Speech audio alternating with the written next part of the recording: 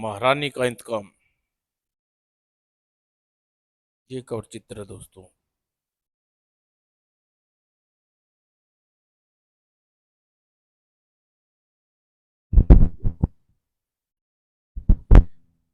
इसी नगर में चल और अचल नाम के दो भाई रहते थे। दोनों निरंतरनाथ थे। माँ बाप की जमा पूंजी तो हम खा पी चुके।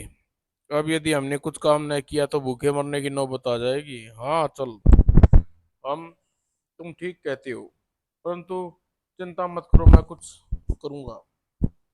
रात होने को चल, राजमहल की ओर चल। मैं अपने भाई को भूखा मरने नहीं देख सकता। क्यों न राजमहल में चोरी करूं। मौका देखकर चल ने महल की दीवार पर कमरबंद फेंकी। अगर आज बड़ा हाथ मार लिया तो फिर हम नगर में हमेशा के लिए छोड़ देंगे। और चल बड़ी सावधानी से जिस कमरे में पहुंचा, राजकुमारी नीलम का शयन कक्ष था। ओह कैसा अनोखा रूप! पर हमारे भाग्य में यह सब कहाँ। और राजकारी के रूप मोह में फंसा वह चल जैसे ही आगे बढ़ा। अरे बाप रे! और दीप धार की आवाज। राजकुमारी नीलम चौंक कर जाग उठी। कौन हो तुम, कौन हो? चोर, चुप, मैं चोर हूँ। चोर का नाम सुनकर राजकुमारी बौखला उठी। चोर! पहरेदार महल में चोर घुस आया। चोर, चोर! बाप रे! सिर मुंडाते ही ओले पड़ गए। पकड़ो पकड़ो, भागने ना पाए। नहीं नहीं। और ले चलो इसे कल नगर के बीचों बीच चौराहे पर फांसी टांग देना। मुझे छोड़ दो, मैंने कुछ नहीं चुराया। सैनिकों चल को खींच कर ले जाने लगे तो वह गिड़गिड़ाने लगा। मुझे क्षमा कर दीजिए महाराज, मैं मर गया तो मेरा भाई, छोटा भाई भूखों मर जाएगा। दफा हो जाओ। और चल पकड़े जाने की खबर सारे नगर में फैल गई और लोग चौराहे की ओर जाने लगे। कमाल है, हो गया, पंडित जी दीन दयाल शास्त्री का बेटा चोर निकला और उसे राजा ने सरेआम फांसी की सजा दी है। क्या बकते हो? यह झूठ है, मेरा भाई चोर नहीं है। फिर जाकर अपनी आंखों से देख लो। तुम्हें क्या, मुझ पर क्यों बिगड़ते हो? देखो, एक चोर दूसरा दादागिरी दिखाता है। मारो, इसकी खाल खींच लो। यह चोर है, इसका मुंह काला करो और फांसी पर चढ़ा दो। नहीं नहीं, मेरा भाई को छोड़ दो, वो चोर नहीं है। नहीं भाई, कह दो तुम चोर नहीं हो। हाय, मैं लुट लुट जा मेरा भाई, तू लौट जा भाई। जला दो चल को फांसी के तख्ते पर खड़ा कर दिया। मुझे दुख है भाई, मैं तुझे रोटी ने जुटा सका। अचानक चल के किसी ने न सुनी और चोरी के जुर्म में फांसी पर चढ़ा दिया गया। महाराज की जय हो, आपकी आज्ञा के अनुसार चोर को फांसी दे दी गई है। जो हुक्म महाराज। अच्छा किया, उसकी लाश को अभी वहीं खंबे पर बंदे रहने दो ताकि दूसरे लोग चोरी करने की हिम्मत न कर पाए। और अकेला चल बिना दिया बत्ती जलाए चुपचाप सो पड़ा रोता रहा। यह तुमने क्या किया मेरे भाई? मेरे वास्ते अपनी जान दे दी। आधी रात को अचानक कुछ सोच का हुआ चल उठ पड़ा हुआ। जिस तरह तुमने अपना जीवन दिया है, मैं भी अपना जीवन दे दूंगा। और उस रात अचल भी चोरी के इरादे से राजकुमारी के कक्ष में पहुंचा। वो लगता है तेरे रूप जाल में फंसकर मेरा भाई पकड़ा गया। तेरी वजह से मेरा भाई मौत के मुंह में जाना पड़ा। एकाक, उठ, उठो और मुझे मेरे भाई के पास पहुंचा दो। कौन हो तुम? मैं भी चोर हूँ। मेरे भाई को तुमने फांसी पर चढ़ा दिया, मुझे भी फांसी पर चढ़ा दो। तुम तुम भी पंडित दीननाथ शास्त्री के बेटे हो? हाँ। एक तो तुमने फांसी पर चढ़ा दिया, अब मुझे भी चढ़ा दो। नहीं, तुम गलत समझ रहे हो। मैंने तुम्हारे भाई को मौत की सजा नहीं दिलवाई। यह अचानक हो गया, मेरा इसमें कोई दोष नहीं है। अचानक? खूब अचानक। एक जिंदगी खत्म हो गई और तुम कहती हो तुम्हारा कोई दोष नहीं है। मैं सच कहती हूँ, चाहे बदले में मेरा जीवन ले लो। सहसा अचल राजकुमारी नीलम की कलाई पकड़ी। अगर ऐसा है तो तुम मेरे साथ चलो और मेरे और तुम्हारे पिता को दूसरा दूस तुमसे दूर करके ऐसा सजा दूंगा कि कभी बिना सोचे समझे किसी को सजा नहीं देंगे। ठीक है, चलो। इधर से नहीं, इधर सख्त पहरा है। हम गुप्त मार्ग से बाहर जाएंगे। और तुम मुझे धोखा दिया तो यह लो। अगर तुमने धोखा दूं तो इस कटार से मेरे हत्या कर देना, ठीक है? और दोनों चुपचाप गुप्त रास्ते से सुरंग से गुजरे। आओ, यह रास्ता महल के बाहर दूर जंगल में निकलता है, मगर तुम्हें ऐसी जगह लेकर चलूंगा जहां तुम्हारे पिताजी कभी खोज नहीं पाएंगे। अब तुम मेरे अब तुम्हारे साथ हूँ। तुम कहीं भी मुझे ले चलो। तुम्हारी मर्जी के बिना मैं कभी पिताजी से नहीं मिलूंगी। तुम्हारे इस तरह गायब हो जाने से लोग किस तरह तरह की बातें करेंगे। तुम मेरे साथ हो तो मुझे किसी की परवाह नहीं। बड़ी विचित्र जगह है, मंदिर मैंने पहले कभी नहीं देखा। वर्षों से यहाँ कोई नहीं आता। मेरे दादाजी ने कभी बनवाया था। मंदिर में पहुंचकर अचल का मन बदला। राजकुमारी, मैं बहुत गरीब आदमी, तुम्हारा पेट भी नहीं भर सकता। तुम चाहो तो लौट जाओ। नहीं, मैं अब वापस नहीं जाऊंगी। लेकिन हम खाएंगे क्या? यहाँ जंगल में फलदार वृक्षों की भरमार है। तुम आओ मेरे साथ। दोनों मंदिर से बाहर आए। वो देखो, हमारे रहने के लिए मकान सुरक्षित है। यहाँ दिन में कोई नहीं आता। फिर भी तुम एक बार नगर में जाना ही होगा। तब तक तुम यहीं रहो। और सुबह होते ही राजा नीलम की महल से गायब हो पाया और चिंतित हो उठा। लगता है रानी किसी ने हमारी बेटी का अपहरण कर लिया। हाय मेरी बेटी, अब लोगों को क्या मुंह दिखाएंगे? रो न मत महारानी, यह जरूर फांसी पर लटकाए उस पापी के किसी साथी का काम है। किसी का भी हो, मैं अपनी बेटी की को सही सलामत चाहिए, वरना मैं अपनी जान दे दूंगी। काफी कुछ सोचने के बाद राजा ने अपने मंत्री को बुलाया। महामंत्री, हमारे खजाने से एक शाही नीलम चोरी हो गया है। राज्य में बुनियादी करवा दो। जो उसका पता बता देने वाला को भारी इनाम दिया जाएगा। जो क्या महाराज। और महामंत्री के जाने के बाद, देखा महारानी, इस तरह हमारी बेटी की और किसी का ध्यान नहीं जाएगा। इस बीच मैंने उसे कहीं भी खोज निकालूंगा और हमारी बदनामी से बच जाएंगे। यह आपने अच्छा किया।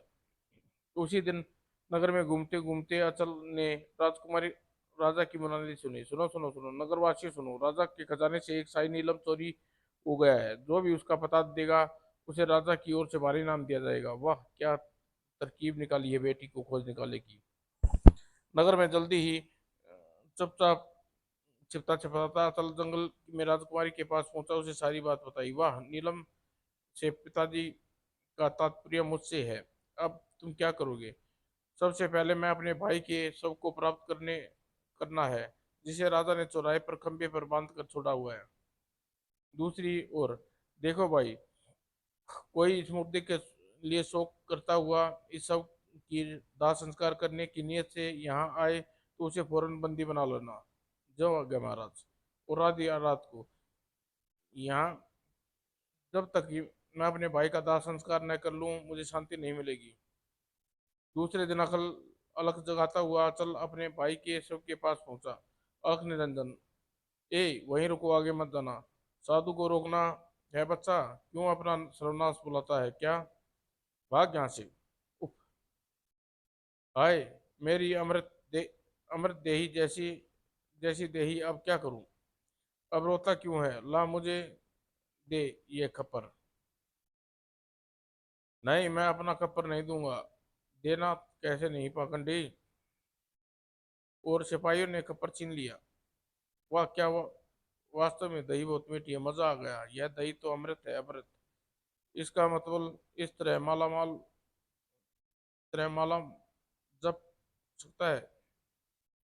और दूसरे दिन अचल ने एक ग्रामीण युवती का कर धारण करके वहां पहुंचा। दही ले लो, अमृत से मीठी दही ले लो। दही दही वाली इधर आना रानी। ए दरोगा जी, रानी वानी नहीं बोली। हमका हमारा मर्द मुनि है, गर्दन मरोड़ देगा। हमारी दही लेना है तो बोलो। लेना क्यों नहीं है, चखा दो। दद्दा, मुझे भी। क्यों दरोगा जी? है ना अमृत दही, मेरी दही अमृत से भी मीठी है रानी। क्या बात है। और दूसरा मिली दही पीते ही कुछ ही पलों में सिपाही अचेत हो पड़े रहे। इनसे पहले होसाई ने मैं अपने भाई का अंतिम संस्कार संस्कार करना है। दूसरे क्षण, दुष्ट राजा, तूने मेरे भाई को जान ली है, मैं तुझे नहीं छोड़ूंगा। अगला, जंगल में पहुंचकर अचल ने अपने भाई की भाई चल की दाह संस्कार कर दिया। उप आज माकिला रह गया बेचारा चल। और चल के शव गायब हो जाने से राजा बौखला हो गया। मंत्री, बड़े शर्म की बात है कि चोर ने हमारी आंखों में धूल झोंककर सबको उतार ले गया। याद रखो, अगर उसका चोर न पकड़ा गया तो तुम्हें फांसी पर चढ़ा देंगे। और अचल राजकुमारी से कहा, राजकुमारी, अगर मैं यह राजा तुम्हें राजा को सौंप दूं तो मुझे मुंह मांगी दौलत मिल सकती है। मैं जानती हूँ तुम ऐसा कभी नहीं करोगे, तुम्हें दौलत नहीं अपने भाई का बदला चाहिए। हाँ ये ठीक है, पर मैं क्या करूँ, मेरी समझ में कुछ नहीं आ रहा। हाँ फिलहाल यह समस्या तुम्हारे लिए सामने है। कुछ देर सोचकर राजकुमारी असल से कहा, मेरी मानो तो तुम बदले का विचार त्याग दो। तुम्हारा भाई तो अब पुनर्जीवित होने से रहा नहीं, मैं बदला जरूर लूंगा। ठीक है, फिर जब समय अनुकूल हो जाए तो तुम बदला ले लेना। अभी यहाँ से चलो, हमें किसी दूसरे राज्य में चलते हैं। दूसरे राज्य में? हाँ, जहाँ हम कभी पकड़े न जा सके और तुम बदला कैसे लोगे? पकड़े पकड़े जा सकते हो, बदला कैसे लोगे? अचल ने राजकुमार की बात मान ली। तब वह राजकुमारी को अपने सारे जेवर उतार दिए। तुमने यह क्या किया? आभूषण क्यों उतार दिए? इसलिए कि लोग मुझे राजकुमारी न समझे। इन आभूषणों को बेचकर कोई व्यापार कर लेना। परंतु अचल ने राजकुमारी के आभूषण जंगल में कुएं में फेंक दिए। राजकुमारी, मैं तुम्हारे आभूषणों से नहीं, अपने पुरुषार्थ से धन कमाऊंगा। और कई दिनों तक चलने के बाद दोनों एक दूसरे राज्य में पहुंचे। हटे रास्ता तो यह क्या तमाशा है? पीछे हट जाओ, यह पागल हाथी मालूम पड़ता है। लेकिन अगर इसी ने किसी को मार डाला तो? तभी चमत्कार हुआ। वह कमाल कर दिया गजराज ने। अरे, और दूसरे ही पल, महाराज वीर भद्र की जय। तभी एक पुरुष, राज्य पुरुष आगे बढ़ा। चलिए महाराज, महल में को पवित्र कीजिए। मैं? महाराज, ये आप क्या कह रहे हैं? मैं ठीक कह रहा हूँ महाराज। गजराज ने इस राज्य का यह पुराना नियम है। कैसा नियम है? कमाल है। ये, यही कि यहाँ का राजा स्वर्गवासी हो जाता है तो गजराज जिसे भी चुने वही राजा बना दिया जाता है। कुछ देर बाद अचल राजकुमारी के साथ सवार हाथी पर सवार हो गया, महल की ओर चल दिया। महाराज वीरभद्र की देखो ईश्वर का चमत्कार। मुझे ऐसा लग रहा है जैसे मुझे बलि का बकरा बनाया जा रहा है। सबसे बोलो। राजमहल में एक काली अधेड़ औरत ने चंचल का स्वागत किया। ओम जगदीश हरे। और महल में सुंदरता कक्ष। अचल स्नान के बाद राजसी वस्त्र पहना दिए। वह, इन वस्त्रों में तुम बिल्कुल महाराज लग रही हो। लग रहा हूँ क्या? मतलब अब मैं चंद्रनगर का महाराज हूँ। तभी महामंत्री वहां उपस्थित हुए। आइए महाराज, लगन मुहूर्त निकला जा रहा है, जल्दी कीजिए। लगन मुहूर्त? कैसा लगन मुहूर्त? महाराज, यहाँ का नियम है कि यदि स्वर्गवासी महाराज की पत्नी जीवित है तो नए महाराज को राजगद्दी पर बैठने से पहले उन्हें विवाह करना पड़ता है। नहीं? तभी महाराज महारानी कक्ष में प्रवेश किया। यह इतनी देर क्यों लगा रहा है महामंत्री जी? चलिए यह फेरे लगवा दीजिए। क्या? वाह, क्या किस्मत है। नहीं नहीं, मैं यह शादी नहीं कर सकता। जिद न कीजिए महाराज, यह तो विधि का विधान है। अब मान भी जाइए महाराज। महामंत्री जी, यह आसानी से न माने तो इसे जबरदस्ती पकड़कर यहाँ से यह राजगद्दी खाली नहीं हो रह सकती। और राजा अचल ने महारानी की आज्ञा माननी पड़ी। ओम नमो स्वाहा। मुफ्त में मारा गया बेचारा। स्वाहा।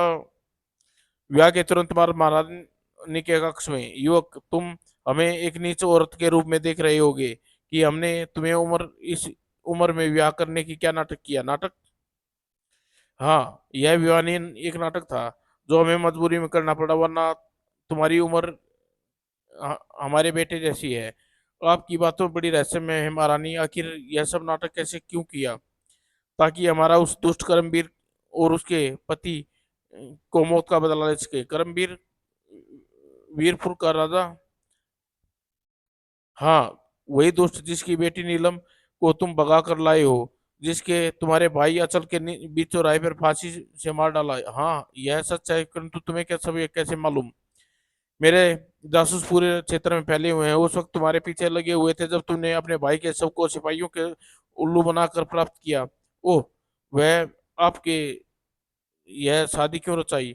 इसलिए कि तुम्हें जैसे दिमाग वाले आदमी की जरूरत थी। मैं राजगद्दी सौंप सकूं और अपना बदला ले सकूं। गजराज को छिपा पिटा कर मैंने मेरे आदमी ने तुम्हारे सामने पहुंचे ताकि तुम्हारे राजा घोषित किया जा सके। लेकिन अब घबराने की कोई जरूरत नहीं है। मैंने तुम्हें यहाँ कहा ना, यह विवाह एक नाटक है। तुम्हारा असली शादी नीलम से ही होगी। परंतु तुम्हें करना क्या होगा, यह मुझे साफ साफ पूरी बात बताइए। अचल, शायद तुम नहीं जानते कि राजा करमबीर की पत्नी मेरी छोटी बहन है। अरे, फिर तो वह दुष्ट आपके पति की हत्या करा दी। यह कैसे, यह सब कैसे क्यों हुआ? अचल अचल सताल पर गने में वीरपुर और चंद्र नगर, ये बड़े दो राज्य। मेरा वीरपुर राज्य के कंचन नगर से मेरी पिता कंचन नगर के मुखिया थे। मेरी बहन चंद्रा सुंदर थी और मैं बदसूरत। एक दिन हमारे घर के पास से गुजर रहे चंद्र ने वीरसेन को मेरी छोटी बहन चंद्रा को देखा। आह, क्या रूप है! काश मैं इसका विवाह कर पाता। देखो तो किस तरह घूर घूर कर देख रहा है, लंपट कहीं का। पता नहीं, राजा वीरभद्र दूसरे दिन विवाह का प्रस्ताव मेरे पिता के पास भेज दिया। मुखिया जी, आपकी बड़ी कन्या का भाग्यवा भाग्यवान है। महाराज वीरभद्र आपकी कन्या चंद्रा के लिए विवाह का प्रस्ताव भेजा है। महाराज को प्रस्ताव मुझे स्वीकार है पंडित जी। मेरा यह अहोभाग्य है। और निश्चित दिन पर गाजे बाजे के साथ मेरी बहन का ब्याह होने आया। लेकिन उस समय घर पर एक दूसरा ही कांड हो रहा था। अरे मुखिया के बच्चे, तेरे रहते यह चंद्रमुखी का विवाह दूसरे राज्य में कर रहा है। धन धनी, छोड़ दे मेरी बेटी को, मेरी इज्जत बख्श दो। रामदादे, तू रोकेगा मुझे? हट सामने से। बापू, अब मैं क्या करूं? बेटी कृष्णा, मैं राजा को क्या मुंह दिखाऊंगा? राजा वीरभद्र को पता चला तो वह गुस्से में भर उठा। मंत्री वीरपुर पर इसी समय हमला बोल दो। उस दुष्ट का इतना साहस! थोड़ा सब्र कीजिए महाराज। मंत्री ने राजा को समझाया। महाराज, इस वक्त हमला करने से करमवीर का कुछ नहीं बिगड़ेगा पाएंगे। वह जिस लड़की के पर जिस लड़की के पैर इस एक बार जोड़ी से बाहर निकल जाएं, उसे क्या आप नहीं? लेकिन राजा वीरभद्र खाली हाथ लौटना अपनी जगह सही समझा, नहीं करवाना चाहते थे। उन्होंने मजबूरन मरते हुए मेरे बाप से मेरा हाथ मांगना पड़ा। महाराज, आपसे ब, मेरी इज्जत रख ली और मेरे सिर पर एक बड़ा भारी बोझ उतर गया। भगवान आपका भला करे। मुखिया जी, हम कृष्णा को पूरे सुख से रखेंगे। किंतु उस दिन के से हम दोनों राज्य में घोर दुश्मनी हो गई। और फिर 20 वर्ष बाद करमवीर ने एक दिन मेरे पिता से मिलने आया और हम लोग बहुत बहुत दिन तक एक दुश्मनी पाले रहे। आइए हम समझी कर ले और सुख चैन से रहें। निकल जाओ यहाँ से, तुम्हारी सूरत तक नहीं देखना चाहता। किंतु करमवीर तो पूरे इंतजाम से वहां आया था। नहीं चाहता तो यह ले। ओह, ओ हत्यारे, मैं तेरा खून पी जाऊंगी। गुस्सा मत करो रानी। तुम्हें अपना पति समझो और यह राजा मेरा। परंतु इस राज्य पर अधिकार करने की अपनी अभिलाषा पूर्ण नहीं हो सकती। मेरे वफादार सैनिक तुझे खदेड़ दिया। मैं उस कमीने को जीवित नहीं छोड़ूंगा महारानी जी। परंतु उसे ताकत से नहीं बल्कि छल से अब मारना होगा। उसे जैसे उसके पति को मारा, क्योंकि उसकी ताकत बहुत ज्यादा है। ऐसा ही होगा महारानी जी। मैं आपका वह बदला उससे जरूर लूंगा। जिस दिन तुम इसका इंतजाम कर लोगे यहाँ चल, उसी दिन नीलम से तुम्हारी शादी होगी और यहाँ का राजा भी तुम ही, बाद में भी तुम रहोगे। राज्य का मुझे लालच नहीं है महारानी जी। अचल अपने कक्ष में लौटा और नीलम कहीं दिखाई नहीं दी। महामंत्री जी, मेरे एक लड़की थी, वो कहाँ चली गई महाराज? शादी होते देख वह खिसक जाना चाहती थी, पर हमने उसे बंदी बना लिया। वह कहाँ है? उसे मेरे सामने लाओ। जो आ गया महाराज। थोड़ी देर बाद नीलम सामने लाई गई। अब मेरा यहाँ क्या काम? अपने राज्य मिल गया और पत्नी भी मिल गई। मैं तुम कहाँ भागी जा रही थी? अचल के सिपाहियों को वापस भेजकर नीलम को पूरा किस्सा सुनाया। अब बोलो, क्या कहती हो तुम? उफ, मैं नहीं जानती थी मेरे पिता हत्यारे ही नहीं, इतने नीच भी हैं। मुझे शर्म आ रही है उन्हें अपना पिता कहते हुए। दूसरे दिन अचल और नीलम सदन वेश धरकर वीरपुर पहुंचे। तुम जाओ, जैसा कहती हूँ वैसा करना, ठीक है? नीलम महल में करमवीर के पास पहुंची। महाराज, दुआई हो दुआई हो, राजकुमारी जी का एक गुप्त संदेश लाई हूँ। हमारी बेटी कहाँ है? वह क्या संदेश लाई है, जल्दी बताओ। और राजा ने तत्काल सिपाही को वहां से हटा दिया। हाँ हाँ, आप बोलो, क्या संदेश है? महाराज, मंदिर वाले जंगल में मेरे मेरे धनी ने एक के साथ उसे जाते देखा। वह युवक उसके साथ जबरन ले जा रहा था। राजकुमारी जी बहुत रो रही थी। हाय, मेरी बेटी कहाँ है है वह? पता नहीं उस पर क्या जुल्म ढाए जा रहे रहेंगे। तुम चुप रहो, तुम्हारे रोने धोने से उसका पता नहीं लगेगा। मुझे पूरी बात पूछने दो। कुछ भी पूछो, पर मेरी बेटी चाहिए। महारानी जी, बेटी तो आपको मिल जाएगी, लेकिन मेरा धनी बोलता है कि महाराज के वेश बदल कर अकेले चंद्रनगर चलना होगा। वह युवक राजकुमारी को लेकर एक सराय में ठहरा हुआ है। मैं चलता हूँ। कहाँ है तेरा धनी? राजकुमारी अपने पिता को लेकर जंगल में पहुंची। इधर से आइए, आगे फकीर की मडिया पर मेरा धनी मिलेगा, वहीं आपको सराय तक ले जाएगा। और नीलम राजा को लेकर एक टूटे फूटी मड़ैया में पहुंची। आइए आइए महाराज, अच्छा किया आप अकेले आए। महाराज, यही है मेरा धनी।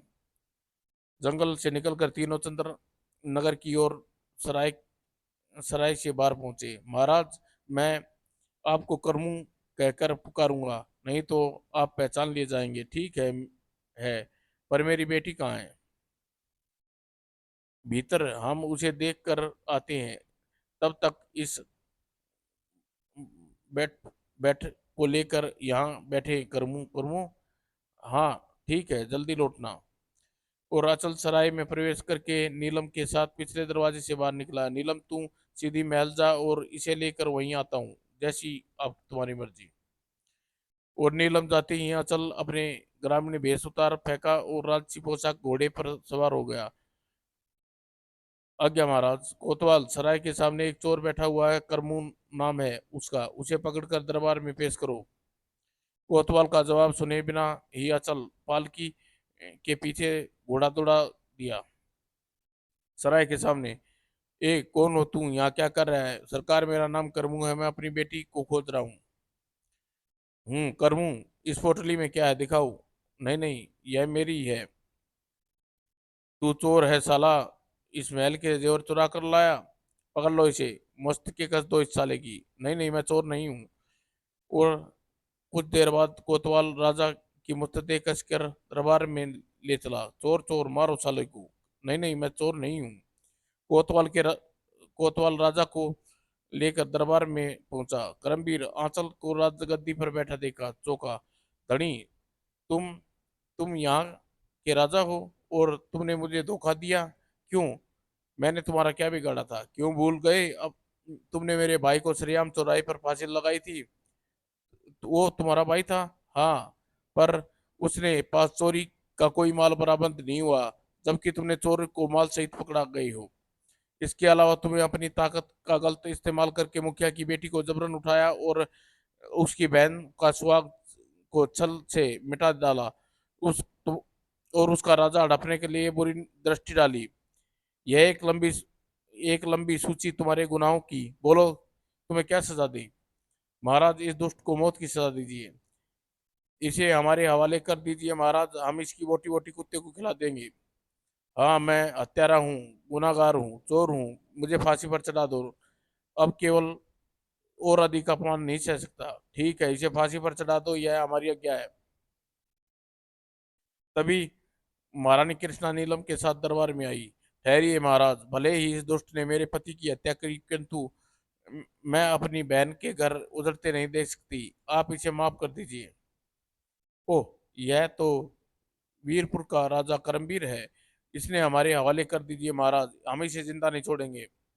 रुक जाओ, कोई आगे नहीं बढ़ेगा। यदि महारानी जी ने इसे माफ कर दिया तो हम भी इसे सजा नहीं देंगे। खोल दो इसे, बंधन मुक्त पिताजी।